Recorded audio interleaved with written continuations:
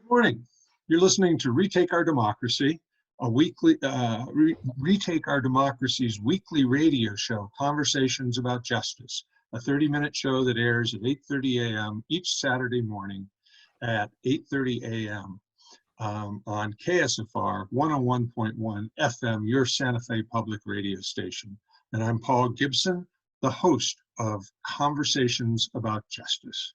Today, I will be speaking with the legendary Sally Rodgers, founder of Conservation Voters of New Mexico, and a lifelong and powerful advocate for the planet and for people.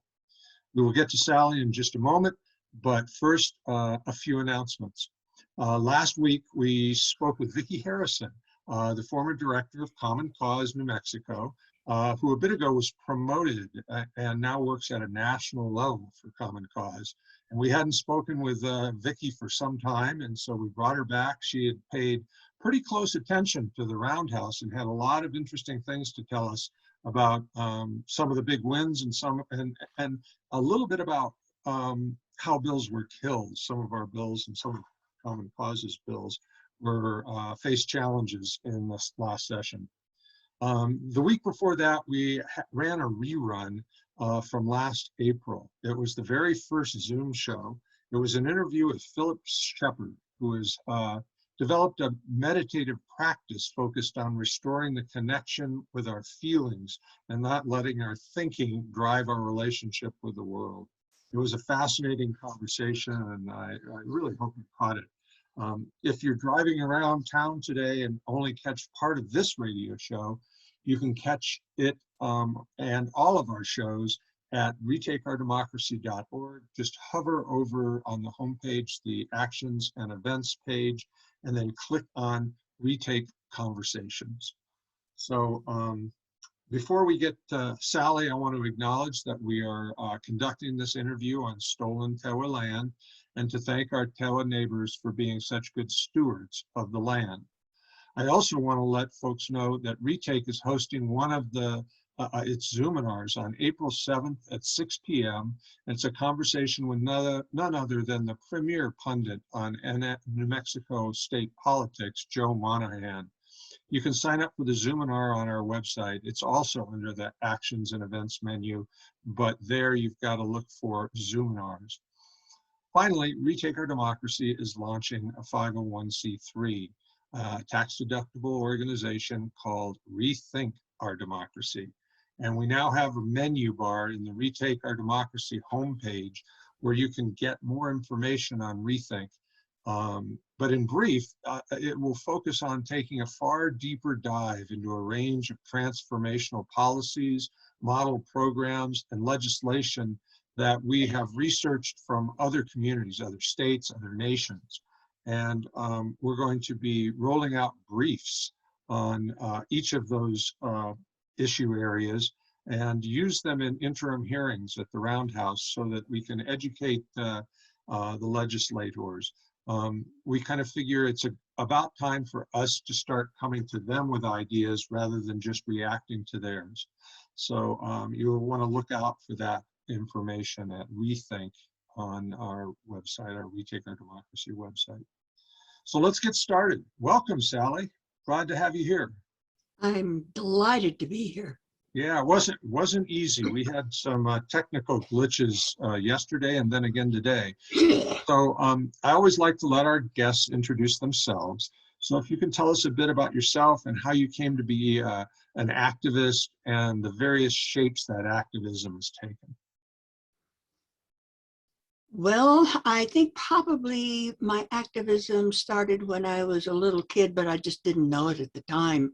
When I was driving with my family from Wichita to the family ranch in Oklahoma and saw all these coyote tails hanging from fence posts.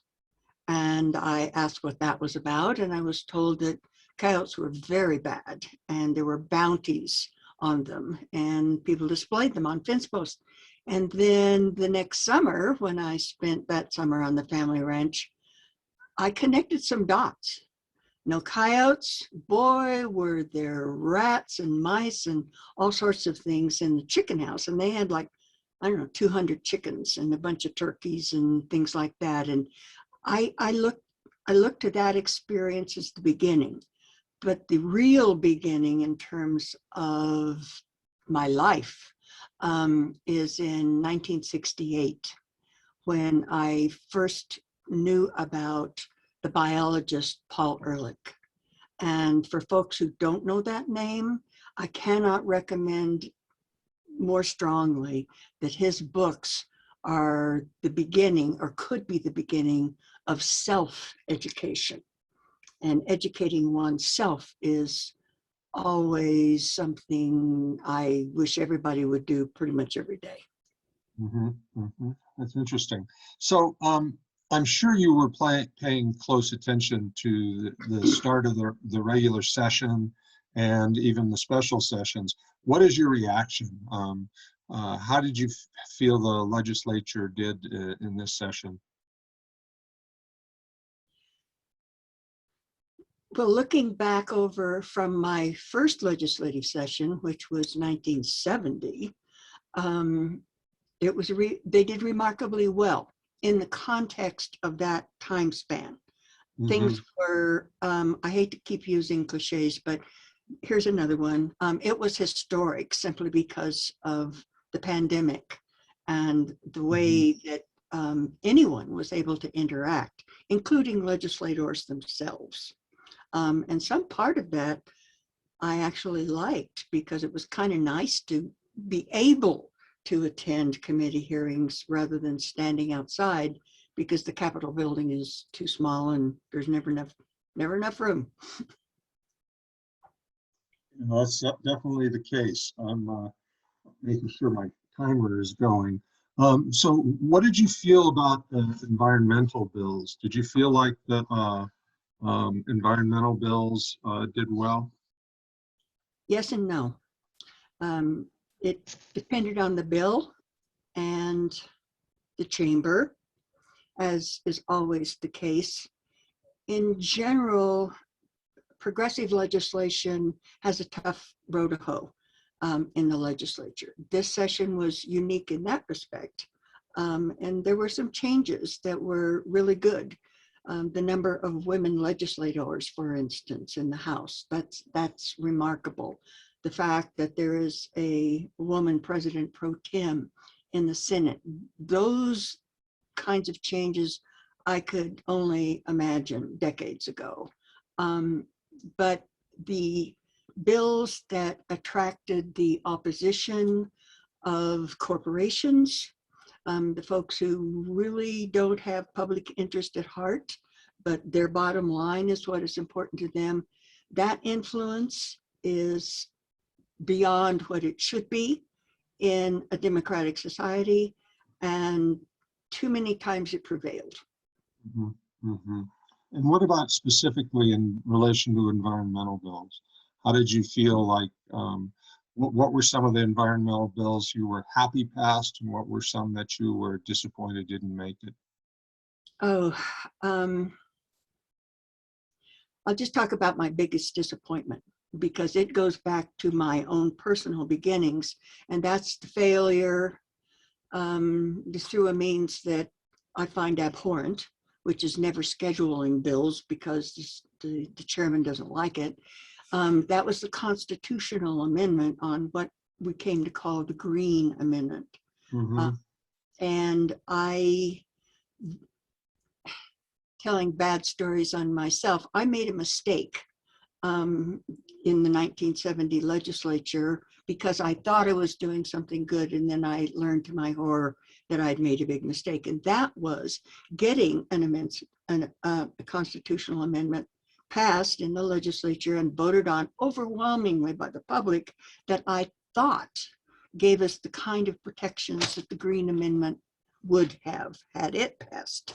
But there was language in it that, because I was more than a bit wet behind the ears, I was a newbie that first year, and industry took it, ran with it, turned it inside out, and used it as a justification for all kinds of horrible things.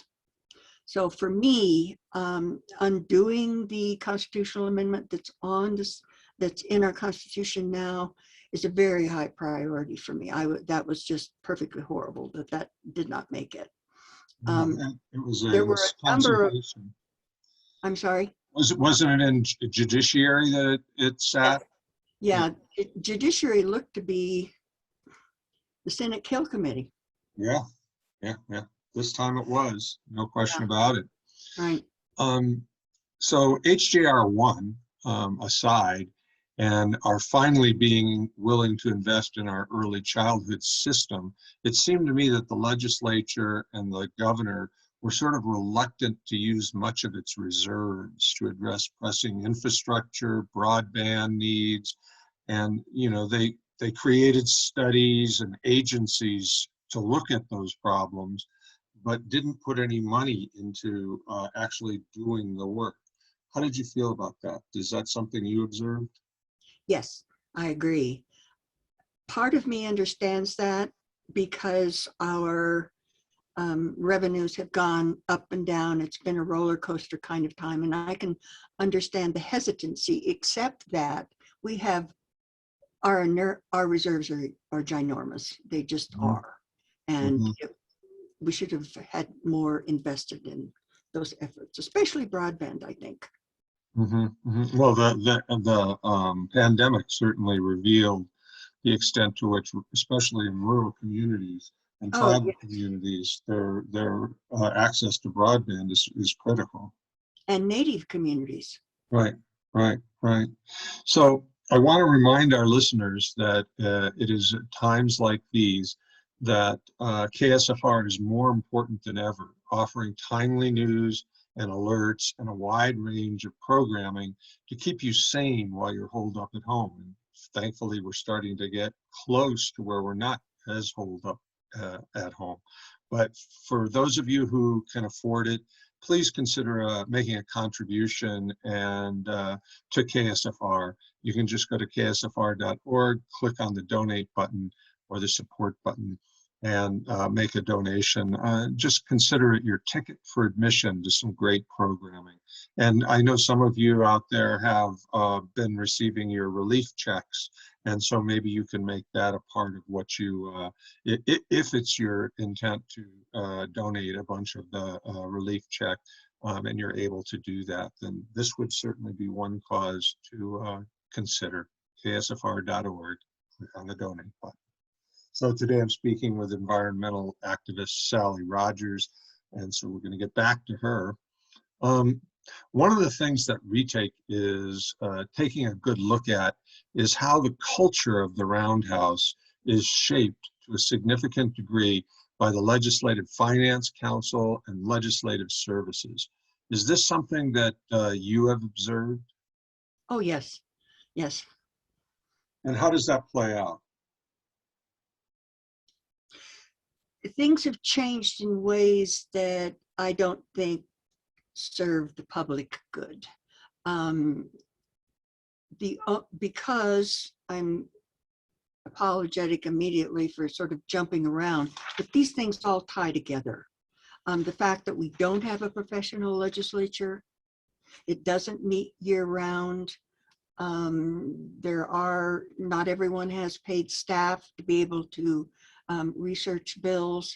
There's just no way any legislator can read all of the bills, too many bills that are introduced every year. You have to trust someone's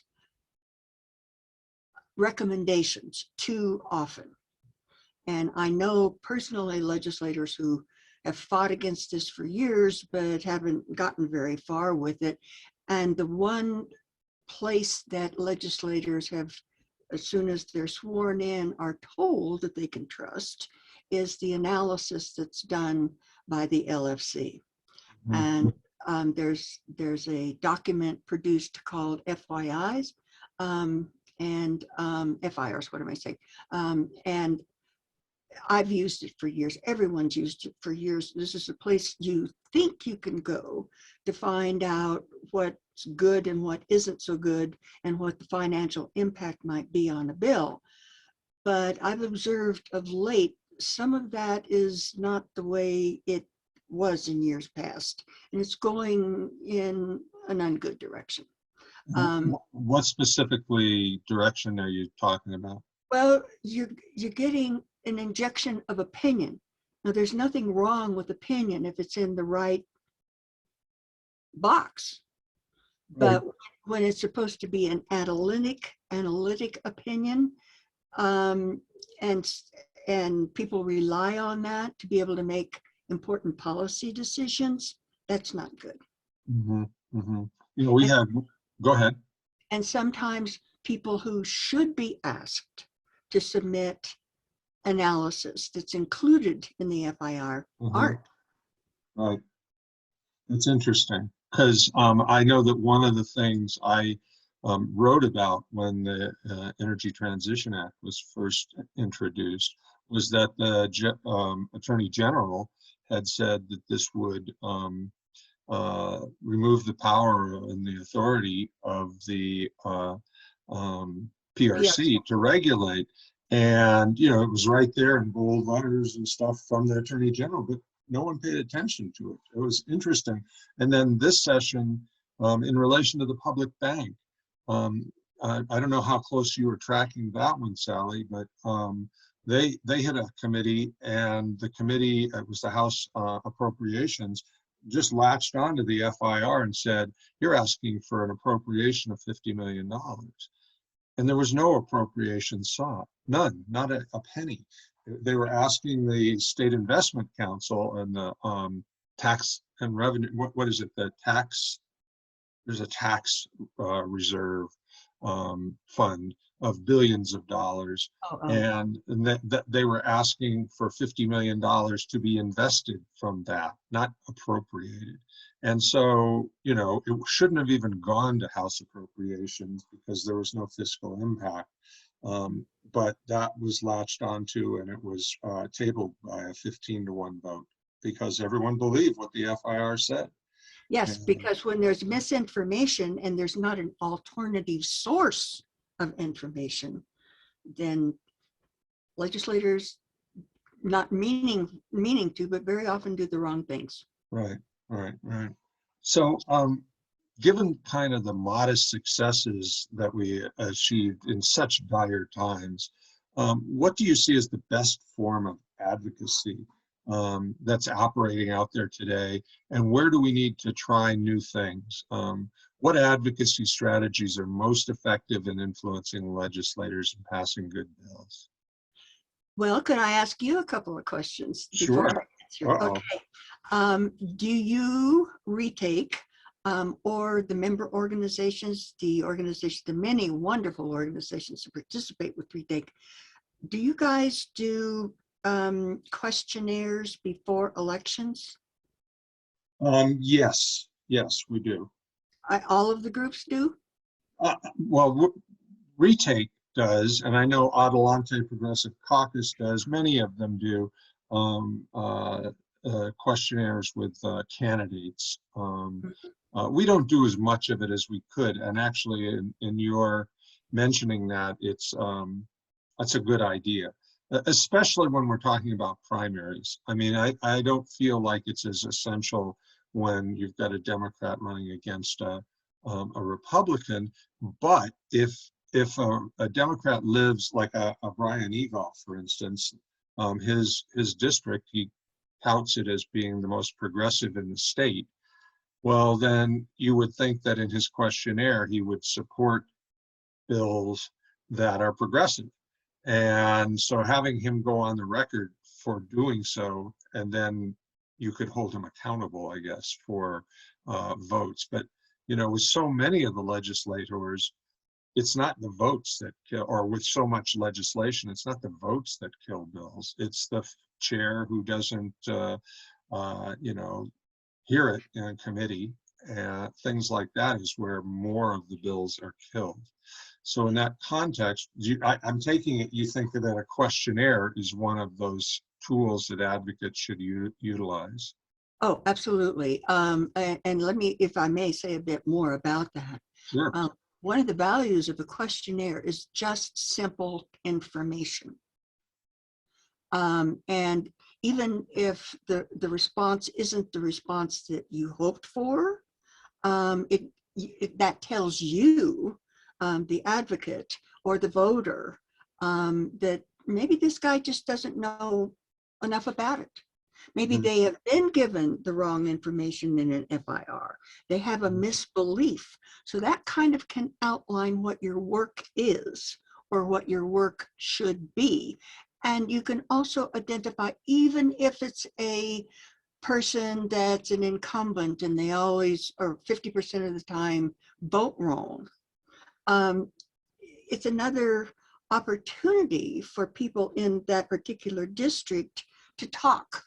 And to me, interim work is another way to be an effective advocate, um, in addition to the leadership of the advocacy organizations. And that's to communicate. And when you know something about what a person's thinking is, or their beliefs, or where they get their information, which could be part of a questionnaire.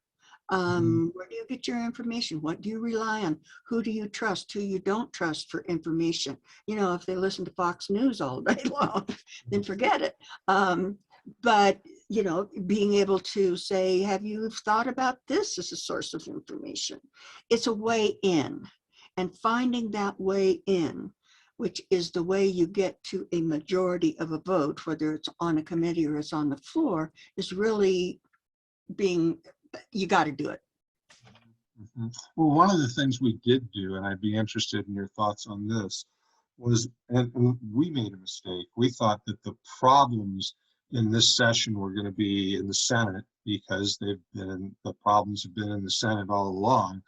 And we miscalculated, because the changes in the Senate, which we were lucky to be a part of with some of our allies, um, uh, made the Senate actually the easier chamber, and the House the more problematic one. And anyway, what we did was we organized by Senate district, and we had constituents organized in teams, and then organized Zoom conversations with their legislator, mostly in late December, and the first week of January, before the session started. And it served a similar purpose to your thoughts on the questionnaire, because we asked them for their opinions on various bills that were going to be introduced. And we were able to identify really clear gaps in their understanding of the bill. And then we were able to connect the bill sponsor, or Voices for Children, or whoever was the NGO that was, lobbying for the bill and probably had a hand in writing it. We had those folks connect with the legislator, so they could correct that misunderstanding. It didn't always work, but it did work quite often, and it also established kind of a nice relationship between constituents and legislators, because in some cases we had 60, 70 constituents on those Zoom calls. And So if I may add to that, because that was wonderful. I listened to many of them. I was on many of those Zoom calls. Is that you need to do more of that way before the legislature. And that gets to another way that people can be effective and do self-education and find out where people's thinking is. And that is interim work, interim committees, mhm, just attending them. And then mhm, the thing that I really want to emphasize is the legislature is no different than any other group in this sense. They're human beings, they're people, and familiarity establishes a relationship that doesn't exist unless they know who you are. right, And the more familiar the faces are, the more familiar the arguments are, or the conversations. Even it's just having a cup of coffee and talking about what your kids did at school. right. That builds something, that builds a relationship. And that's important, especially given the fact that we have a citizen legislature. We don't have staff. They don't have the kind of information they should when they're making just life-changing decisions about Right, people's lives. right. Well, that's a good, I mean, we will certainly, we're giving people a break for a couple of weeks, Oh, of session course. just ended. But we're going to start convening those conversations again, before the interim hearings begin. We'll wait for the governor to sign bills and stuff like that, so the session is definitively over, and that's April Right. 9th. So Right. in any case, some folks say, and you alluded to this, that in a 60-day session, there just isn't enough time to address all the issues facing the legislature. What's your view on that? And is there anything else in play in terms of the limitations on really thoughtful deliberation and good legislative practice? Well, thinking about the issue of there's not enough time, and there isn't, I want to, for your listeners, put this into a bit of context. When I started my life as an advocate was 1968. And in 1968, there were 994,000 people in the state. Today, this year, 2.1 million. Mhm. Over twice as many. Twice as many people, more problems, more issues. The time hasn't changed. I mean, just looking at the numbers clearly says something's got to give. And what the legislature's done, given that, is interim committees. We essentially have a full-time legislature through the interim committees. And they rely on those. And interim committees will recommend legislation. And if it has an interim committee recommendation, it's just got, a big push to getting things passed, which is why it is, so important.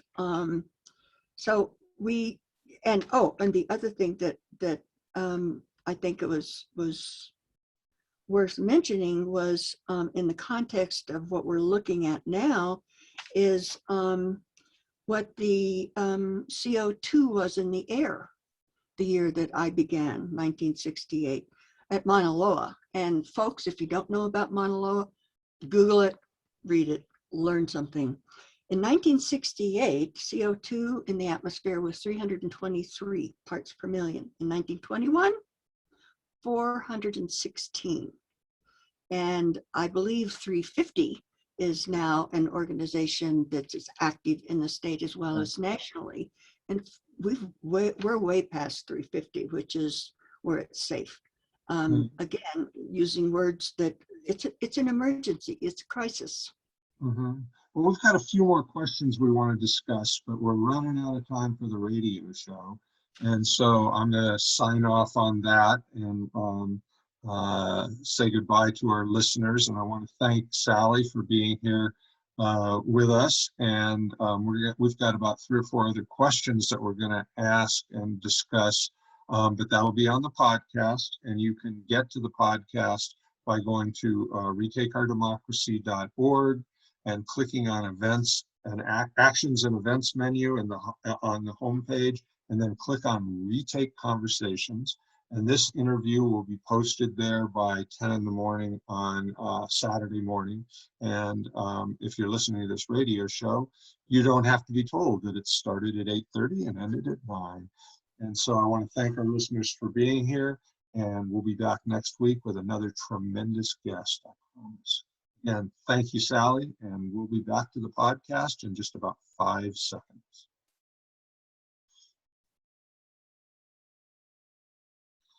Okay, by the miracle of podcast, we're back with Sally Rodgers, and we were just talking about the need for more time for the session. But Sally pointed out that in effect, we do run almost a year-round legislative session because of the interim hearings and the importance of participating in them.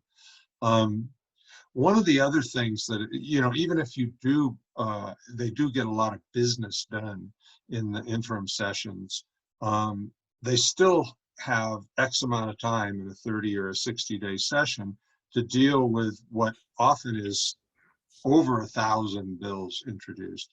And one of the things Retake has taken, I think might be a good idea, and I think it was the House that tried to do that this year. I don't know how successful they were in it. Limit the number of bills that can be introduced by each legislator. maybe keeping it to 5 or 6. And in doing so, that might force legislators to really prioritize, and we might have a few less memorials for green chili cheeseburgers because that would count as part of your 5. So what do you think of that idea? I've watched this idea be advanced for many years. It's been tried for decades, I promise you. And there's good reason for doing it. But someone always sees it as a political opportunity to advance whatever their agenda is by not addressing the real issue. It's a problem. And kudos for the House for trying to address the problem. Just keep pushing at it and maybe something will happen. There's another issue that concerns me that I wanted to bring up with you, and that's dummy bills. Mm-hmm. Yeah. Peace and freedom, or whatever it is. Peace and, what is it called? Public welfare. Yes, right. Yes, So right. tell us a bit about dummy bills and what they're for. Dummy bills are bills which I think they're parceled out depending upon where your power level is in the legislature, as I recall. You have so many what are called dummy bills, and as you said, the title says something, in the interest of the public peace, health, and safety, something, Right. non-descriptive. Right. To that. But what it is, oh gosh, we're running out of time. We didn't get it done. We have this in our pocket. We'll just pull it out and run it. It's a move on. I describe the legislature as a 3-dimensional chessboard. There are so many moves that can be made on that chessboard, and that's one of them. And one of the challenges that the average voter has, or someone who's really energized to make something good happen in the legislature, is understanding that and knowing what all of those moves are on that chessboard, which is one of the reasons why I have been thinking for some time about perhaps trying to describe it with folks. So dummy bills they're just another thing you have to watch out for. Who's got them? How many are they? And never take your eyes off of their existence, because they could come in at the last minute. They could do something good and they could do something really bad. They ought to go away. So that's another change that should happen. So that they don't have the option. I mean, basically, isn't this something like, I think it's halfway through the session, you can no longer introduce bills. So they have those introduced in advance. There's no language in them at all. And then all you have to do is put it before a hearing and give it a name and a substitute bill, if you will. And so what I've seen is it's used when a bill that had a name and had been introduced stalls somewhere and it ain't moving. And so then they create this other bill with essentially the same language as the stalled bill, and then run it around the committee where it's stalled and don't refer it there. Is that pretty much what it's about? So it's obviously a tool for the majority party. It's not going to be a tool for Republicans, right? I've seen it used as a poison pill mechanism. You make it sound like an okay thing, but you've got just a slight difference, and then people lie. Oh yes, I've encountered that. It's just one of those things that everybody needs to be aware of and never lose sight of. And then maybe even another task, which is to talk to the sponsor and as tactfully as possible, find out what's going on. What's the reason for this? Okay, that's something. Is it easy to go through NM Ledge and find the path of dummy bills? Like, do they still retain the nondescript title? Well, I physically haven't been there for a while. That is my belief. Easy to check out. Okay. It'd be interesting just to take a look at, okay, in this session, 6 dummy bills wound up Right. making it into law. Mhm. What happened there? I mean, there's a story there, There undoubtedly. is a story. That's excellent, Paul. That's the kind of research that needs to be done. Okay, okay. Well, we got volunteers, so we'll talk to somebody about doing just that. Um, one of the reforms that, we have advocated for since we started advocating was the end of a citizen legislature and a paid legislature, paid staff. And I think also, I mean, it's nice to have the interim hearings, but I think we need at least one, a 90-day session and a 60-day session. Because one of the things, even with a paid staff and so forth, things happen so quickly, they're not very deliberate. And the example I would give is with SB 66, what we call the predatory lending bill, but Oh, it has some other name. And, Representative Alcon introduced a terrible amendment that had very clearly been written by the lending lobbyist. And yet it sprung on the House Judiciary out of nowhere. It was its last stop before it got to the House floor. And so that was a strategy probably. They probably had this laid out weeks in advance. But two really good legislators sort of fell for it, Georgine Lewis and Michaela Cadena. And basically that amendment was passed and went to the House floor. And part of what I'm thinking is, if there was more time, if some really substantive amendment was being introduced, they would have to submit it a day in advance or so. And then a legislator could look to a paid staff member to dig beneath dig in on that and find out, what's at stake here. Like, this was a poison pill, and it ensured that I think that all along the goal was to get the Lundstrom Amendment passed, and this was the way to ensure that it looked good, because this other amendment was terrible. And so this heroic group of legislators came in and adopted 99% instead of on a limited number of loans.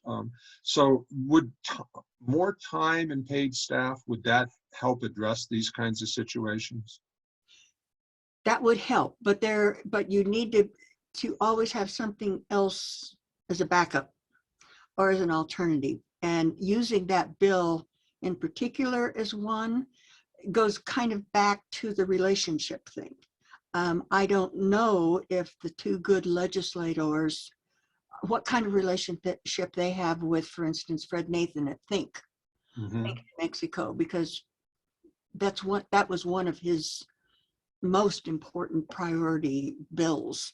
Yeah. And if they understand, any legislator understands, but using that as an example, that even if you don't have any questions, if you just want to be reassured this is an okay thing to do, talk to this person, so that they've got that in their head. They know who to go to talk to, even if they don't have staff. That's a good Who's idea. who's your expert on predatory lending? Who Yeah. can you always rely on? They'll never lie to you. They'll always tell you the truth. They're not in this for the money. Mm-hmm. That's very Uh, interesting, because we do one-page summaries for every bill we support. yes, And one of the things we could put in there is, for example, with the SB 66, Fred Nathan and his cell phone number. yes. And it's like, if an amendment pops up that you are uncertain about, Mhm. text him. He will be on it, and he will get back to you, and he can be trusted. And if we did that with all the bills, that would be because retake, I think a lot of legislators see us as being, like progressives, although that's starting to change a little bit. That's one of the reasons why I'm bringing this up as a thing to do, as an Uh-huh. effective thing to do. And then the other technique that I used and other people have for years is what we call the circle back. It's fine to submit and nobody never do anything more than a page. Half a page is even better, bottom lines. That's all they have time for. You can't keep all of that information in your head. And the cell phone, they may forget it 2 minutes after they've read it. You got to circle back. You find sociable ways to remind stressed out legislators what they need to do when there's a crunch. Okay. Okay. That's very good advice. Very good advice. So you've got decades of experience at the Roundhouse, and you and I had a little bit of a conversation, email conversation, about the possibility of doing a Zoom training on how things work, that we would then have as recorded and could, put it out there every time when we go to begin a session. What would you imagine to be some of the topics you would cover, and what would you describe in a Zoom like that? Well, after I emailed you, I've given a lot of thought to it. And there are some, I would like to do my own interviews with people as part of an educational kind of thing. I've just got a whole long list of folks that would say different things that would be useful. But I guess the first thing that I want people to understand is the importance of knowing what the rules are, the real rules in the House and in the Senate, the written rules, the ones that if you do a bit of research and you're determined to master it, you can learn. Even all the parliamentary stuff. Good lobbyists know all of that. Okay, this happened and that doesn't help me, it hurts me. Let's tell so-and-so to do this, because they know the rules. And then the other thing that is critical to be effective to know are the unwritten rules. And I can help with that because I know a lot of them, and I know other people who probably, well, they know the same ones I do, and they may have some of their own. And that's all about relationship building, knowing what the unwritten rules are as you are negotiating, navigating that system, which is just easiest way to explain it. It isn't very functional. I mean, there's 112 legislators with 115 egos, 120 zillion agendas and constituents, and it's very, very complicated. And then the other thing I would like to teach or have other people speak to in lessons is how to have a relationship with your adversaries. Who are they? What are their agendas? Follow the money. Learning to follow the money, how to follow the money. That's absolutely critical, because as most of us know in life, if you don't know what that's about, you get run over. So this is interesting. I had a conversation with someone yesterday with our board, and we were talking about the influence of money and donations, and someone asked me if I thought that, and in this instance we were talking about Speaker Egolf, was because he's the big fundraiser for the PAC for the House. And it's no secret that P&M and the gas and oil industry pile money into the coffers of campaigns. And I would imagine that has an impact. That's enough money that it would. But if you see a legislator who, like a Brian Egolf, who got $10,000, say, from the predatory lending lobby, I'm feeling like 90% of legislators are not going to vote for predatory lending protection because of a $10,000 contribution. Do you see it that way, or do you think that actually can buy votes? It's more complex than that. Yes, it can buy votes, and it does buy votes. And I can tell lots and lots of stories about where it has. I can tell you other stories about where a legislator has taken the money and it hasn't made any impact on what they did. And Mhm. in terms of the speaker, I don't know any speaker in all of my years who hasn't taken every dollar that they can get their hands on, because those dollars are used to try and retain the majority, whichever group they're in their party in the legislature. I mean, we've had mostly Democrats running things, but we've also had coalitions. Right. And you have to have money in order to win legislative races. And that's the Speaker's Fund, that's its primary purpose and has been as long as I've been around, is to do that. And so you have to dig a little deeper to find out. It shouldn't be that way, but it is. So is, for example, if the speaker gets a few $100,000 from the gas and oil industry, and he parcels out 50,000 to House candidate X, when they get that money, it's not from gas and oil, it's from the speaker. So it's a way to use gas and oil money to sustain the campaigns of House reps who maybe are in a district where it wouldn't be good for them to be taking gas and oil money. Agreed. And that happens. It has happened.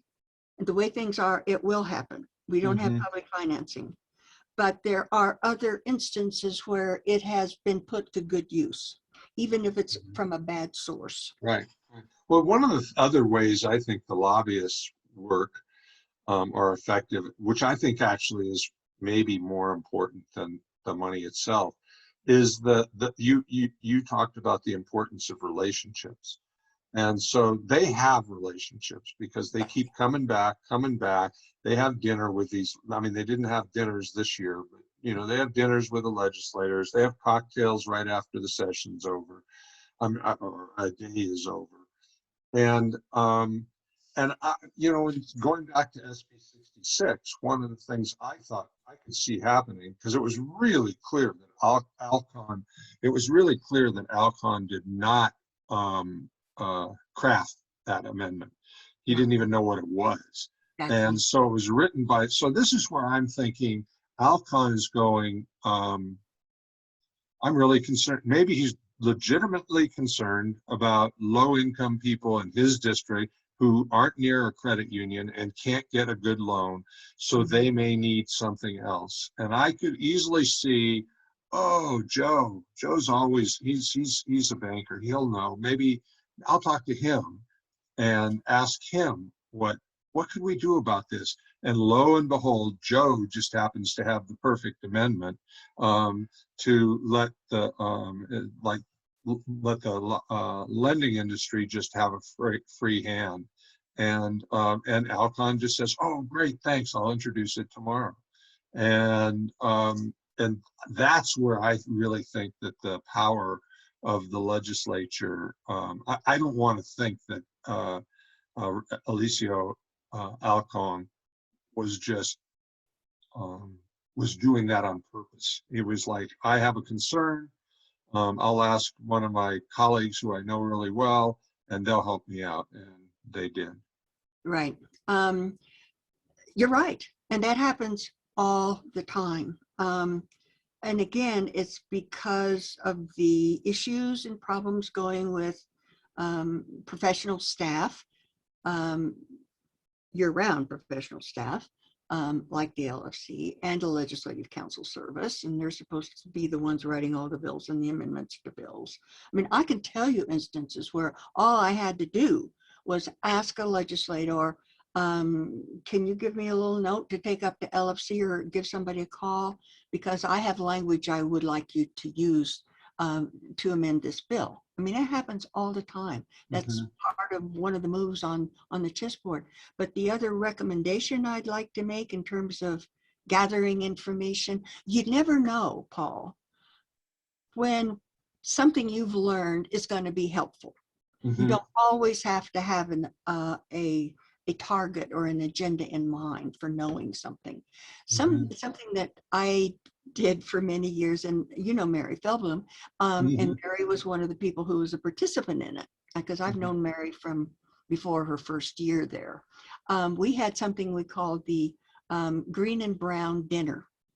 We made a point of having a social event with our adversaries.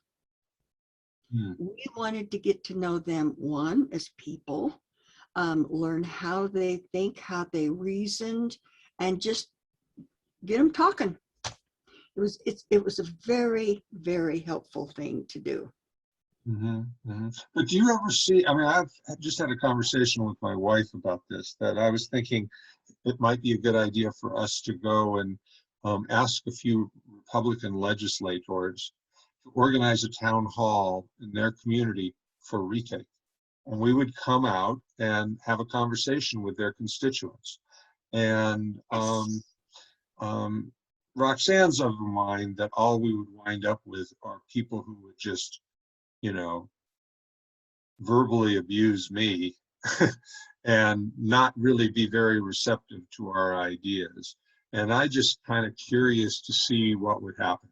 Um, we participated in an event um, here in Santa Fe just before the pandemic started, and I'm blanking on the name of the organization that hosted it, but the concept was that they brought together about 10 Trump supporters and 10 Democrats, and we were supposed to have civil conversation. And the conversation was indeed civil, but it was utterly pointless. I mean, it was like talking to a wall, and it was both of us talking to a wall. They would say things that we've heard on Fox News a million times, and we'd be just going, that's not true. And then we'd say something, and they'd say, that's not true. And it's like both satellites are just operating on completely different information, facts, and logic. And so trying to have a dialogue that's substantive it just didn't seem to go anywhere. So that would argue for what Roxanne was saying. She says we just need to talk to the Democrats and get them to vote and outvote the Republicans. I'm still kind of taking to the idea of there are these common things that we all want, and no one wants to be bankrupt by medical costs. No one wants to be homeless. No one wants to earn crummy wages. And if you got to that level of conversation, there could be more agreement than disagreement. What do you think about that? I think you're both right. I'm just thinking back over my own history. We used to do debates that were real debates by Mhm. finding the strongest proponent for something, the strongest opponent for something, and just inviting the public. Now we've got different tools. I mean, what we're doing right now is a tool. I didn't Mhm. have my day. Mhm. Podcasts and Zooms and you name it. Um, and those, my experience with those, that was one tool. Had good outcomes for it. Um, but never, that's one. And what you're talking about, I don't think it's been exhausted. And I agree with Roxanne also about GOTV. That's always the bottom line. But I just keep hammering on this. The one-on-one Mhm. relationship is Mhm. the most important. Okay. Okay. Well, this has been very interesting, Sally. I appreciate your time and this conversation, and I'm sure we'll do it again. And I hope our listeners enjoyed this conversation as much as I did, because you certainly do have insights um, uh, that warrant paying attention to. The concept of a debate, we did all these Zoom things working up to the legislative session, and we would have legislators and NGO reps and stuff, and say we were talking about public bank, and another time the Health Security Act and early childhood and tax reform, et cetera, et cetera. But we always had the proponents on, and we never had the opponents on. And so and in some ways it was like, it would have been, I think, more productive to have had, a Mark Moore's debate with, Jerry Ortiz-Pino on a particular bill where they were in diametric opposition. Actually, we did have both of them on, but it was in relation to the redistricting bill, and they were both in support of it. But I mean, there would be many opportunities to find legislators on the opposite sides of the aisle where they oppose each other. The other thing I want to mention is a kudo to you for doing it. And I just want to hug you virtually, you and Roxanne both, because you're just doing phenomenal work. Well, It thank is you. so needed. But one of the things that you did that I would like to see it done more on different issues is when you had the debate between Joe Estes and Noah Long. That, and it was civil, it was a civil discourse, they were on different sides, they did have things they agreed on, but the purpose of doing it was to show where the disagreements were and to give both of them an opportunity to advance what their arguments were. That was wonderful. Okay, well, that was sort of what I'm saying we should do more of, so you're agreeing with me on that. I am agreeing. And that was a good, I mean, that's one thing about Noah. I disagree with him all the time, but you can always have a civil conversation with him, and so on that note, on civil conversation note, this has been quite a civil conversation itself, and I want to thank you, Sally, and we'll be in touch soon. And I want to remind the listeners that ksfr.org, you can make a donation if you'd like. They could certainly use the funds, and you can go to Retake Our Democracy and make a donation, because right now we're in the process of raising funds so we can create our 501c3, and that is just around the corner. So thank you very much for joining us today, and thank you, Sally, and we'll be back next week. Bye-bye. Wait, I just gotta